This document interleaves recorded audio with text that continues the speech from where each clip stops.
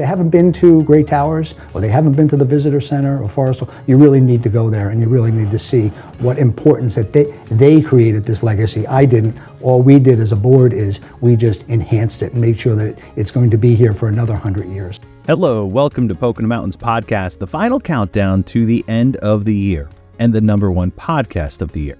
It's your host, Jim Hamill. We have reshared these top podcasts about homegrown cannabis, our own Deanna Fontanez, and even some local Pocono Mountain maple. But now we have one of those great historical perspectives on one of our 4 counties in the Poconos, Pike County. Chris Barrett sat down at Milford Community House with Pike County Commissioner Matt Osterberg on Pocono Perspectives, which garnered the most listens of the year. We'll have more on that in a bit. The Poconos is a year-round destination for millions, with 2,400 square miles of mountains, forests, lakes, and rivers, with historic downtowns and iconic family resorts. It's the perfect getaway. You can always find out more on PoconoMountains.com or watch PTN, the Pocono Television Network, streaming live 24/7. Now, back to the episode. Pike County is home to Milford, Woodlock Resort, the Lincoln Flag at the Columns Museum, Great Towers, Raymondskill and Dingman's Falls, and Bushkill Falls. Also, one half of Lake Wallenpaupack. And so many great spots to check out, like Ski Big Bear at Mastop Mountain in the winter. It's open for the season, by the way. And Costa's Family Fun Park in the summer. But going back through the years with how Pike County got to where it is, you need to speak with Matt Osterberg. He's a fountain of knowledge. And we're lucky enough to have him as one of our great leaders right here in the Pocono Mountains. Here's a listen once again. Enjoy. The Pocono Mountains is the birthplace to a Pocono wonderland of untold pleasure. Winter in the Poconos, clear and crisp. Called the land of the waterfall. A recipe for romance.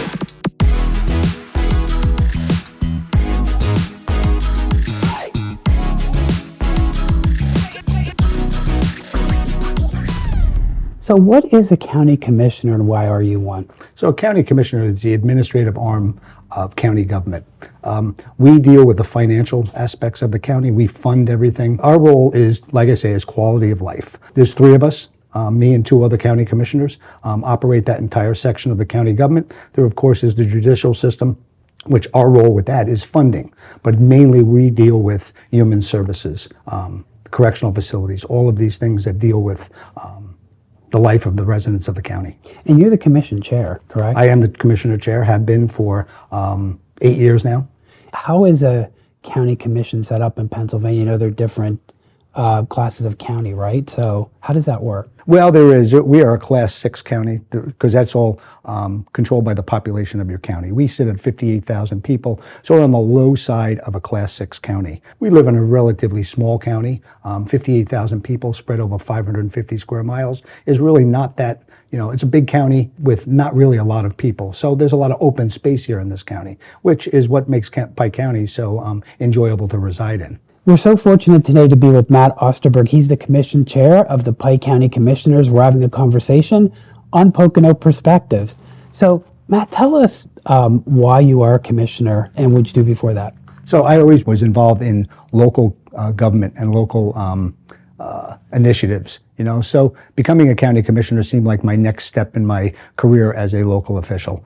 Prior to this, besides I had a job at Lohr's Hardware for 35 years, and then I was also, at the age of 28, I became the borough councilman, and by the age of 30, I was the borough president. I served in that position in Milford Borough for 25 years. Over that time, I also became the borough historian. Serving on that board, though, was an extreme interest because I served with many older gentlemen at that time. I was younger, 28 years old. They were my age now, but these were longtime residents whose families had been here for generations. And just hearing their stories about Pike County and the stories that they heard from their grandparents just interested me even more in Pike County history. I'm a Penn State graduate in history, so that really played into what I went to school for. So, listening to people like Merritt Quinn tell the story of his grandmother sitting in 1889 at the 100th anniversary of the Constitution, the setting of the monument on Sarah Street. These are coming from people who heard this from their grandmothers about what it was like to be living in Milford Borough then.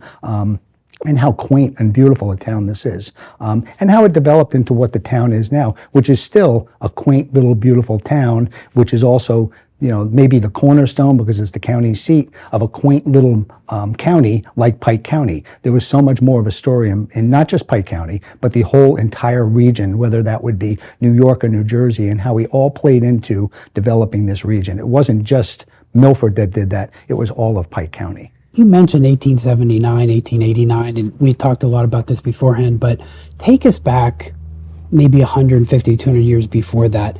What would Pike County have looked like? Who would have been here at the time? And how did it develop into where we're at right now? So the Pike County region that we know as Pike County now was settled firstly in 1732 by the Quick family. Here prior to that and during that same time were the Lenape Nation. The Native American Indians were here. This is with their settlement. There's lots of stories about what went on between the two. And by 1796, the real region of Milford Borough is developed and laid out by Judge John Bittis. So one person owned the whole borough? One person owned the whole borough. The streets are named after his children. The alleys are either named after berries or fruit trees. By 1814, Pike County becomes its own county, and it becomes Pike County, named after Zebulon Pike, who was a hero in the War of 1812. So in 1814, Milford Borough becomes the county seat. Influx of people start to come in here. Pike County is formed, and here's the county government now in Milford Borough. We have a population then of maybe 6,000 people, and it becomes a tourist area. Some of the folks watching might hear some squeaking in the background. It's because of the building we're in right now, which is a beautiful building, the community house here in Milford.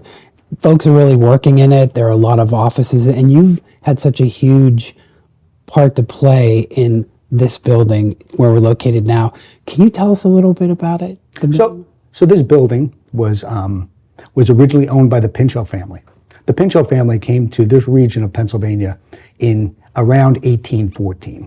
They then developed a business here, selling just general goods in the region. They lived on this property that we're sitting in right now. This is the Milford Community House. The story is that it was originally the Dimmick Inn. They moved here, they rented part of the building from the Dimmick family, and then over time they became owners of this. But it was sat on a different side of the street. It was moved by horse teams, correct? And wagons. Is that right? It would have been moved in the 1890s, so it sat in the other corner for a number of years where they lived. Where was the community house 5 years ago, and where are we today in the building we're sitting in? It served very well as the Pike County Public Library for nearly 100 years. 5 years ago, the Pike County Public Library built a new facility just down the street.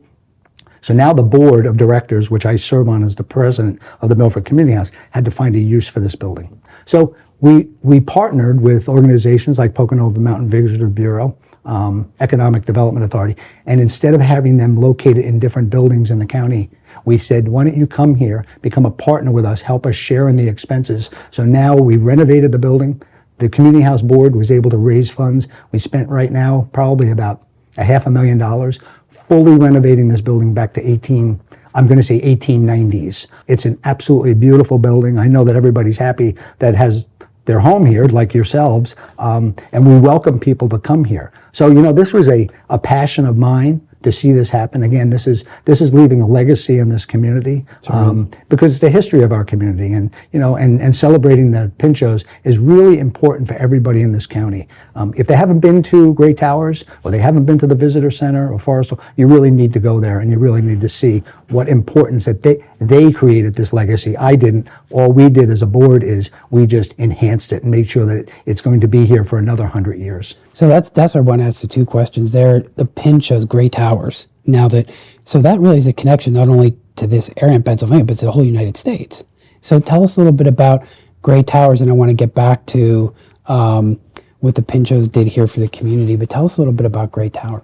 So James Pinchot has a son, Gifford Pinchot. He talks to his son about becoming a forester. Forestry in the United States in the 1880s is relatively new science. It's already a science in Europe.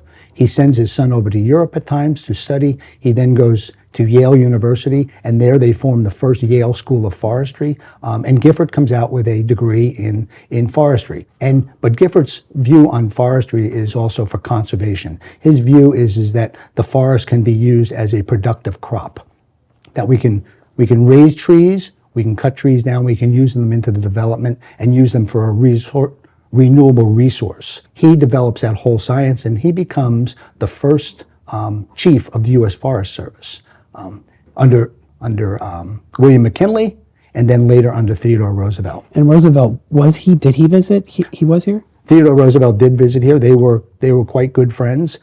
Theodore Roosevelt believed in that same philosophy of conservationism, and Gifford Pinchot leads the charge in that. That's why there's many U.S. forests throughout the nation. There's a couple of them named the Gifford Pinchot Forest out west. I think there's some state forests that are named after Gifford Pinchot. He plays an integral part in conservation. In fact, Milford is listed as the home of conservation because of his role in making people aware of that we can have natural resources, we can use them, but we need to also conserve them and also figure out a way to renew them and make sure that they're renewable. You've written 4 books about Pike County and various places within Pike County, and a lot of them have kind of related to the subjects you just talked about, like the D&H, correct? So it seems like the Poconos early on in U.S. history really contributed to the Industrial Revolution, right? There is no doubt that the D&H Canal drove the Industrial Revolution. So the D&H Canal is a hand-dug canal,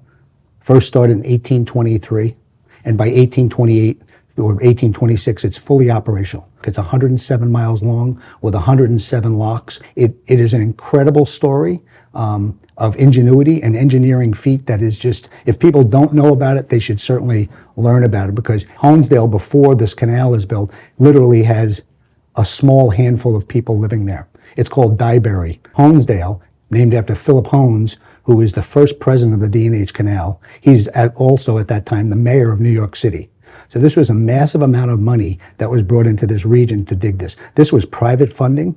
The story is that the D&H Canal is the first $1 million corporation in the nation. The Warts brothers, who owned this corporation on their own, hired J.B. Jervis, that's what Port Jervis is named after, and they build this canal. They also build a gravity railroad. At the height of their business, they are moving 4 million tons of coal a year. So this is an incredible amount of industrial that's moving through, and American products, not just coal, wood, bluestone, everything is going down that canal. When did the industrial piece of the economy here in the Poconos really start to decline, and when did we start to see change, not only for Pike, but the balance of the Poconos? You know, the canal is bringing lots of resources and lots of economic development into this region. Every town I've just mentioned to you, there's a lot of money. Over that time then, the D&H also realizes that the railroad is becoming very important. Now we move into tourism.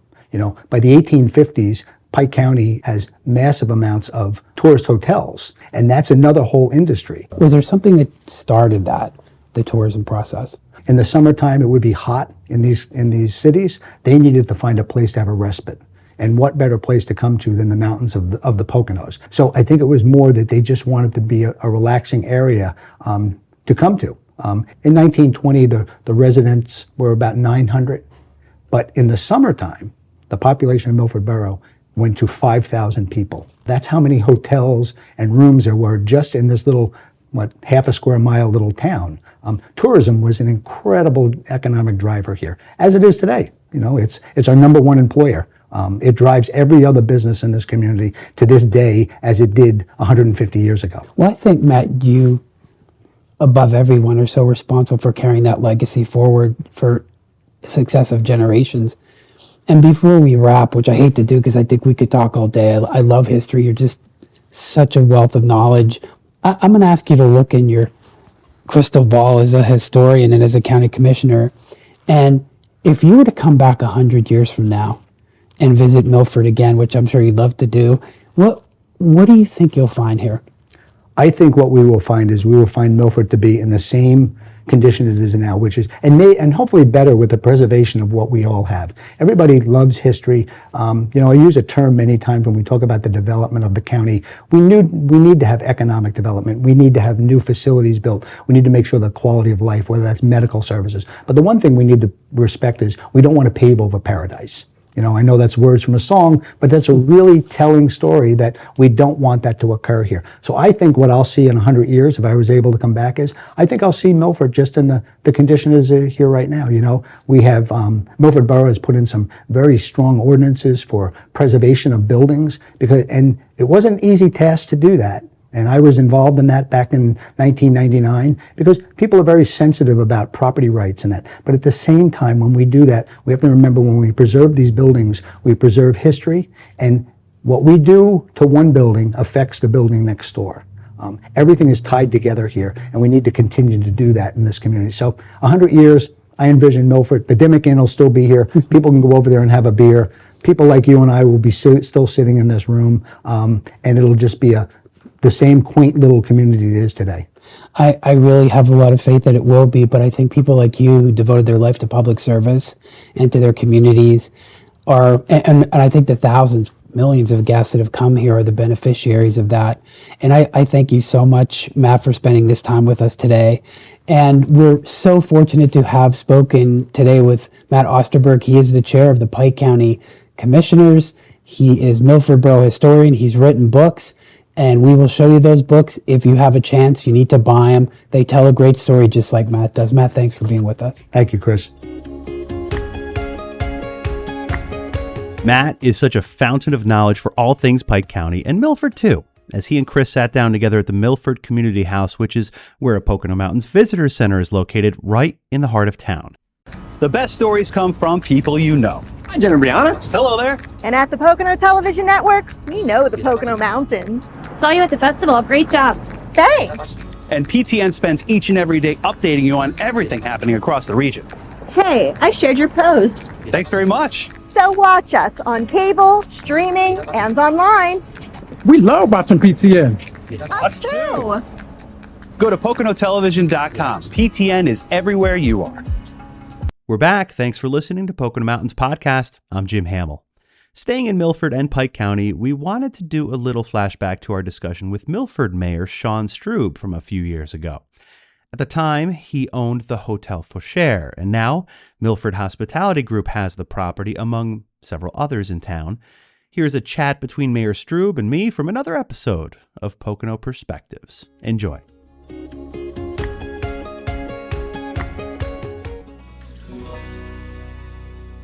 Hi, everyone. Thanks for joining us again on this edition of Pocono Perspectives on the Pocono Television Network. I'm Jim Hamill, and I'm here in beautiful downtown Milford, Pennsylvania, in the Pocono Mountains, and I'm with the mayor of Milford, Sean Strube. Sean, thank you for joining us here in not only Milford, but your property here, Hotel Fauchère. It's a beautiful place, and we appreciate you taking the time out. I'm delighted that you're here. Thanks. All right, and we want to get an idea, though, how did you come to take on this property, and not only this property, but mayor of this borough as well?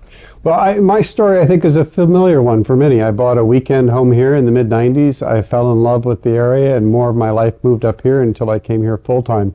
I then got started restoring buildings in Milford. We have wonderful sort of historic built environment here, and I got carried away and ended up in the hotel and restaurant business. And several years ago, our mayor stepped down in the middle of his term because he was moving to Florida, and the council appointed me to complete his term. So that's why I'm mayor. Wonderful. So now you're in a full term here.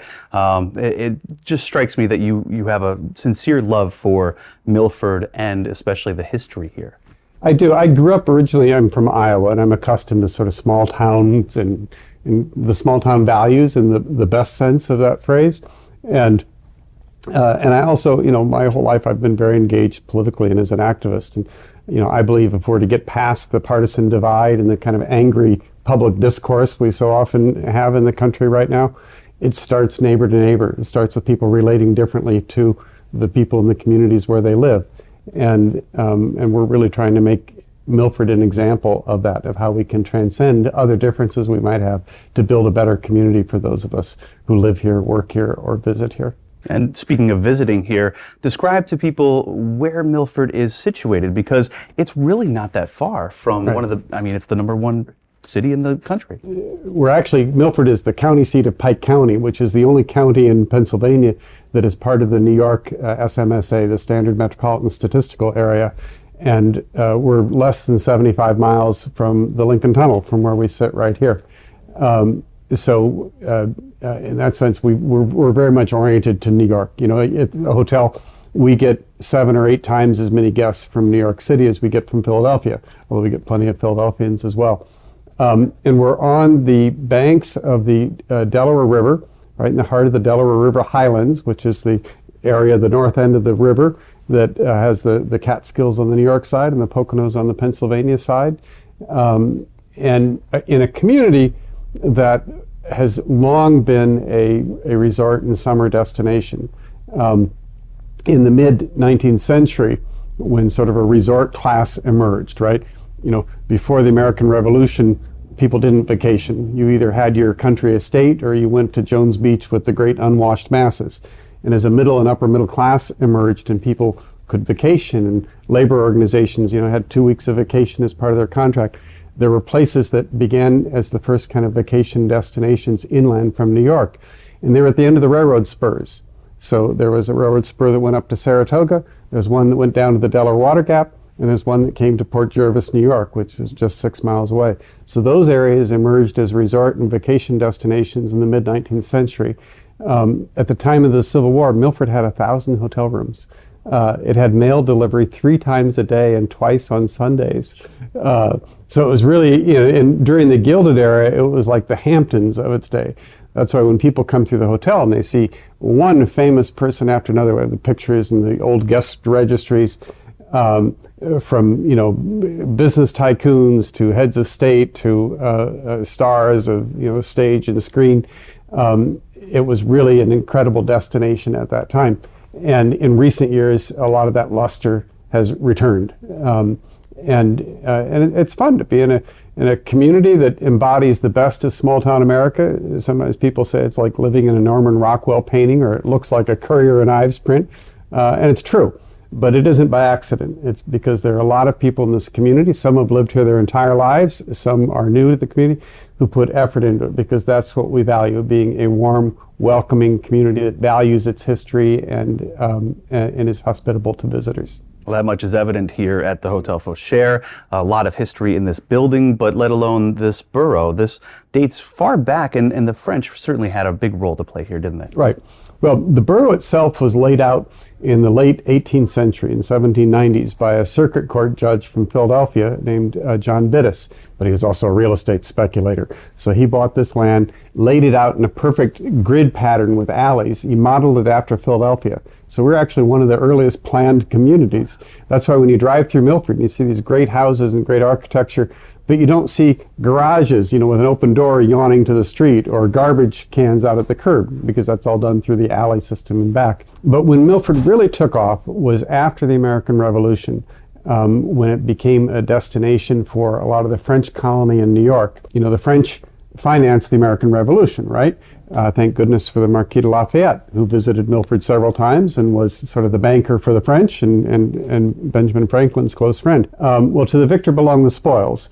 So after we won the revolution, the British mercantile class in New York was on the outs, right? But there was a great opportunity for French investment and French entrepreneurs and business people. So a huge French community emerged in New York. And this is where they came in the summertime and the fall. This is where they had their hunt clubs. And so this is why so many of the oldest family names in Milford are of French descent. You know, Pinchot, they were Bonapartists who came here in 1815 or 1817, something like that. But they were only one family of many French families that came here. Louis Fauchère, who founded the Hotel Fauchère, was French speaking, but he was Francophone Swiss. And he came here, his wife's family, the Parachet family, had a hotel on this site called the French Hotel in the 1840s. And he came here in 1852, Hotel Fauchère, originally as a summer hotel. Fauchère was a master chef for Delmonico's in New York. And Delmonico's was the most celebrated restaurant of its day. This is again something that emerged after the French and American Revolution, the idea of a freestanding restaurant that was known for culinary innovation, where you went there because of the food. What we think of today as fine dining didn't exist before then. It was either in private homes or private clubs. There weren't like just restaurants people walked into. A hotel or a tavern might serve food, but they did that as an accommodation to the traveler. You ate whatever gruel they were serving whenever they were serving it. So after the French and American revolutions, again, as this sort of middle and upper middle class emerged, the idea of people who didn't have butlers and maids and cooks at home, you could go to a restaurant, order a la carte off a menu, a whole list of things. And the Delmonico brothers brought that concept to America in the 1820s and opened in New York. Louis Faucher became their master chef. He then opened this as a summer hotel and brought a lot of that New York clientele out here. Many of them were here anyway, and they knew him from New York. So that's where the Hotel Faucher legacy started. And then Faucher and his family, his descendants, ran the hotel for 124 years until 1976. So it's one of the oldest continuous, culinary family legacies in the country. And because Delmonico's, culinary innovation, it was the phrase I used, they invented dishes. That's what became the sensation. Lobster Newburgh, lobster Thermidor, baked Alaska, the hamburger as a sandwich, putting chopped ground beef between two pieces of bread, and of course Delmonico potatoes and Delmonico steak. All these things are sort of the first American culinary tradition that came out of Delmonico's, and they would invent these dishes to attract people. People would be talking about them. Sort of the way we did in Bar Louie with our sushi pizza, which is one of our best-selling items, and Condé Nast Traveler called it a culinary thrill. People hear about the sushi pizza, they want to come try it. So that's what the Faucher legacy comes out of, and what we try to maintain today. John, you mentioned legacy, and you also touched upon somebody who has a great legacy here in Milford, not only Milford, but across the entire country. The father of the conservation movement, Gifford Pinchot, his family lived here. The mansion still exists, the Gray Towers. It is a beautiful facility to tour, and it is, of course, part of the U.S. Department of Interior. Describe to me Pinchot's legacy here and how that movement has lasted now throughout years. Well, actually, when you refer to Gifford Pinchot as the father of the conservation movement, you're quoting President Kennedy. On his 40th anniversary of the Forest Service he had helped to found, I have been a governor now and then, he said, but I have been a forester all the time, and shall be to my dying day. He was more than a forester. He was the father of American conservation. He believed that the riches of this continent should be used for all the people to provide a more abundant life. And he believed that the waste of these resources or the exploitation by a few was a threat to our national democratic life. Pinchot was the first professionally trained forester in the United States. Forestry was emerging as a science, as a formal study in France and Germany in the mid-19th century. And Gifford Pinchot was sent to France by his father to learn forestry. He came back and became the forester for Commodore Vanderbilt at Biltmore, North Carolina. Frederick Law Olmsted was the gardener who did Central Park and did part of our cemetery here in Milford. And then he put his ideas and his experiments in forestry into a presentation at the Chicago Exposition in 1893. Teddy Roosevelt then tapped him to be the first head of the U.S. Forest Service. And what Pinchot's concept was, the idea of sustainable harvesting of natural resources. Back then, no one could imagine running out of clean air or clean water. It just wasn't even part of the conversation or the imagination. What people saw were virgin forests being destroyed, being clear-cut, and then the land eroding, because it really could be destroy land. In those days, in Pike County, you really didn't buy land, you bought a forest, then you cut it down, and very often the land wasn't worth paying the taxes on it. So Pinchot introduced the concept of sustainable forestry, and believed that these natural resources should be used, as he would say, for the greatest good, for the greatest number, for the greatest period of time. And in fact, Teddy Roosevelt and Gifford Pinchot had dinner here at the hotel one night, and according to an old newspaper article we found in the 1920s, I think, it described how they sketched out on a napkin a plan for the National Park Service, which was sort of John Muir's baby, right? To be part of the Interior Department, because the Park Service, the national parklands were to be left alone for recreation and scenic vistas and that sort of thing. The Forest Service, they put as part of the agriculture department because it was to treat the forest like a crop. The country was growing rapidly. We needed timber.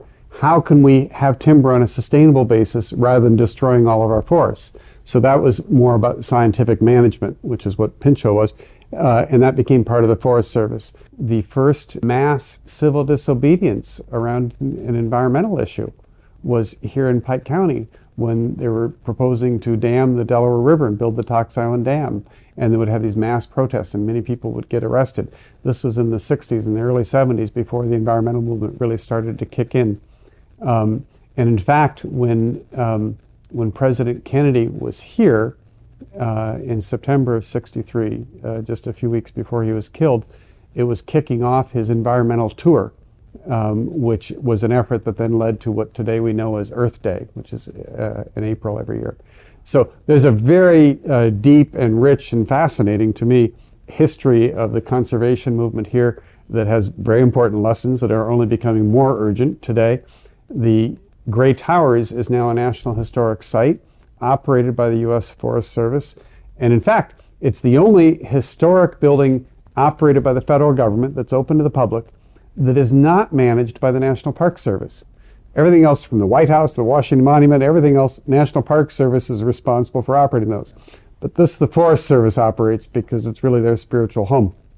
And they give a fascinating tour. I mean, it just is so interesting and, you know, connects a lot of dots. And we're very proud to have it here in Milford. And it's a significant driver of visitation to our area as well. It certainly is. It fits into that experience of Milford where you've got the history and you've got the modern day culinary and cultural scene here in Milford. It's really come to a great ecosystem, isn't it, working off of each other here? And in this incredibly pristine natural environment.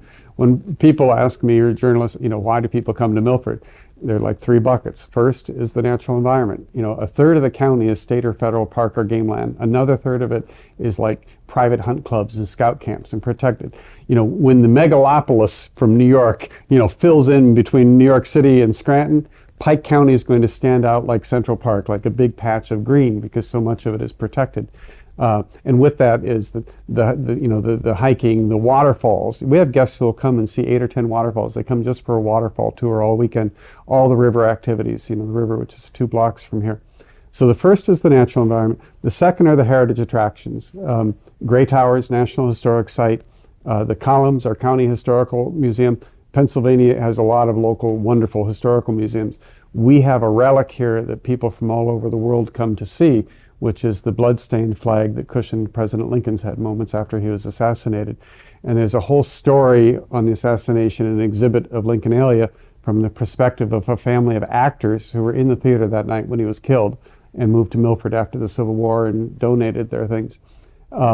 So Gray Towers, the Columns Museum, 75% of Milford Borough is now a National Historic District. We have fantastic architecture by Calvert Vaux and Frederick Law Olmsted, Chester Aldrich, John Lafarge, who did the Cathedral of St. John the Divine, Richard Morris Hunt, who did the facade of the Metropolitan Museum.